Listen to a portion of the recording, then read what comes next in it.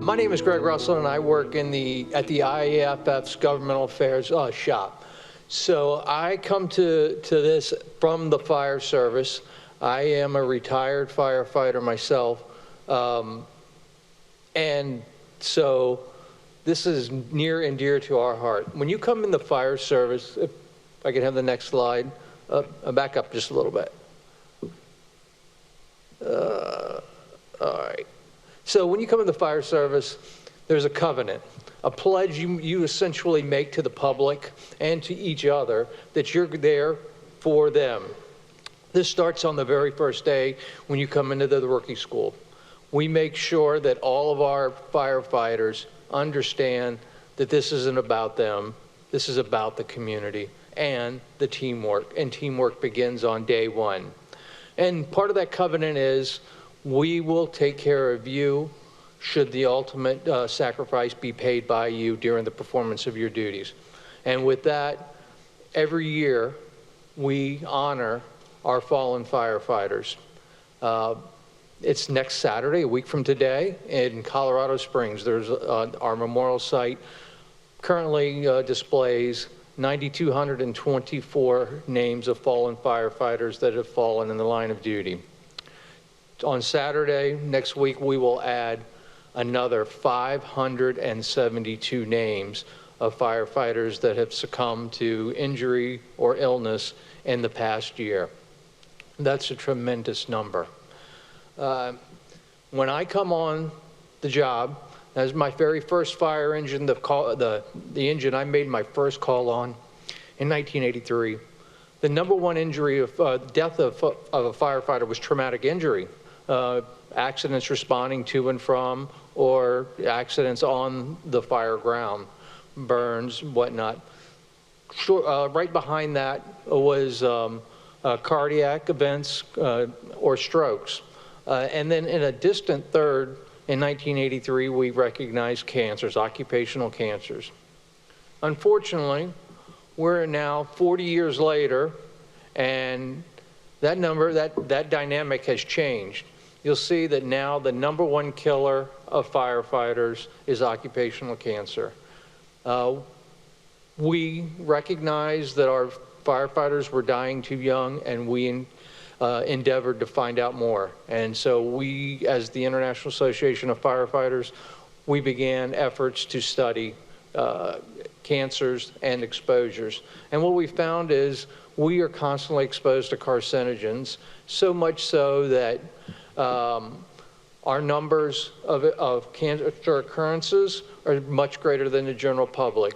Depending on the studies we reference, anywhere from 51 to 68% more like a firefighter is 51 to 68% more likely to suffer from an occupational cancer or from a cancer.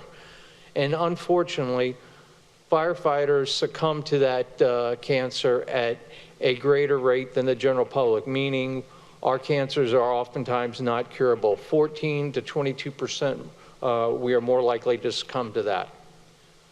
As it relates to mesothelioma, our firefighters suffer that at astronomical levels compared to the general public, 159% to 200% more likely. As I go up on Capitol Hill and explain to members of Congress why this happens, I show them pictures like this.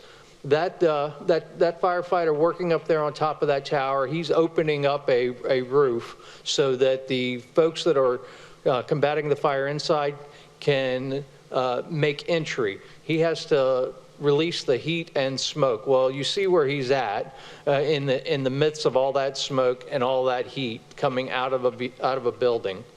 That is elevating those asbestos fibers into the environment, right on top of him, and ultimately he's exposed. And this happens day in and day out. It was because of our cancer exposures that we were able to finally, once and for all, convince folks that the risk to firefighters was so great that as an occupation, simply by being a firefighter, you are now at a group 1 carcinogen exposure level. So the International Agency for Research on Cancer last summer elevated us to that highest standard.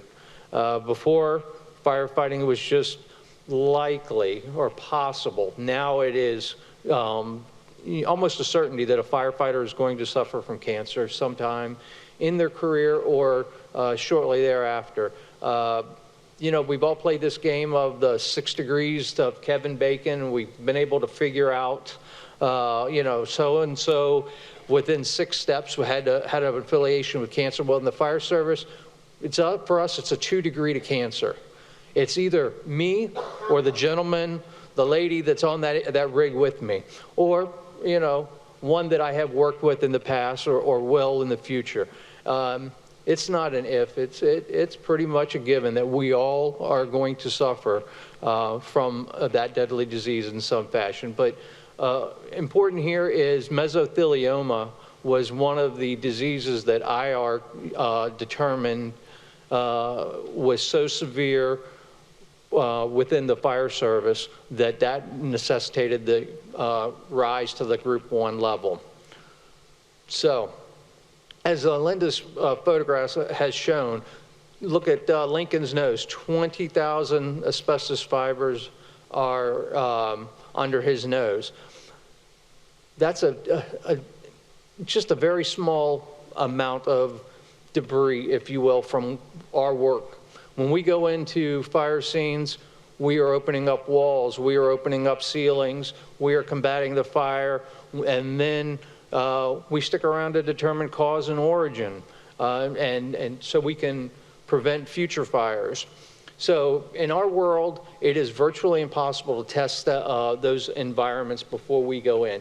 If we know it's a hazardous materials incident, we generally slow down and back up and do some environmental testing and some study before we actually make entry, if at all possible, if people are not at risk.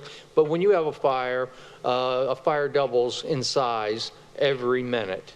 So we don't have the opportunity to sit back and watch and observe. We must aggressively combat fire, or we end up with situations we recently experienced in Maui. And so it often leads to exposures. Earlier this year in Richmond, Indiana, firefighters responded to a warehouse fire.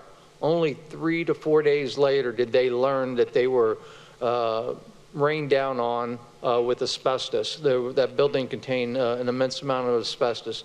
And as Linda has said time and time again, we are unable to manage it. The Environmental Protection Agency come in and did some initial studies.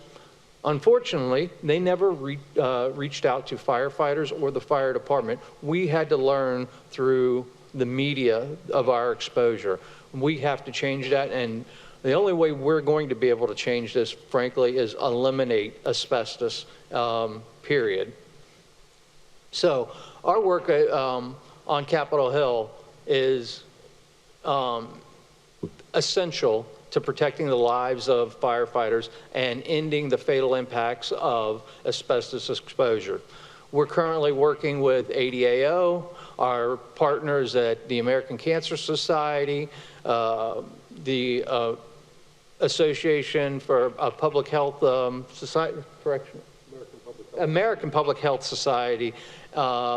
And recently, we're glad Olin joined our coalition to advocate for our ban. We take our fight to Capitol Hill much like we take our fight to a fire scene. We bring all of our tools, our equipment, our people. I am fortunate to be backed up at our headquarters here in Washington, D.C. and in Ottawa, Canada, by an immense staff. We have health professionals, we have science and researchers, we have our own medical team. Just last year, our esteemed Dr. Daniel Wu, the Chief Medical Officer of the International Association of Firefighters, a firefighter himself, testified before Congress on the dangers of asbestos to us.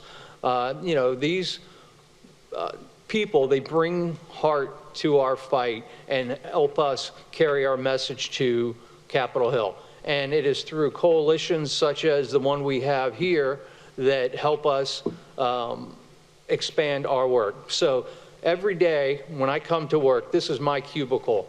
I want you to see that still to this day, 40 years later, I'm still honoring my covenant to my people. I cannot forget them. I left them when I retired, but I will never leave them. So, again, thank you. We never forget our fallen. On Monday, we will honor the fallen from New York City. We lost 343 firefighters that day. There have been thousands that have been exposed to asbestos and other debris that was airborne during the tragic collapse of those towers and then the recovery. We have since lost an additional 300 firefighters, and we know we're going to lose a few more thousand that responded to that tragic incident. So we will keep them in our hearts on Monday.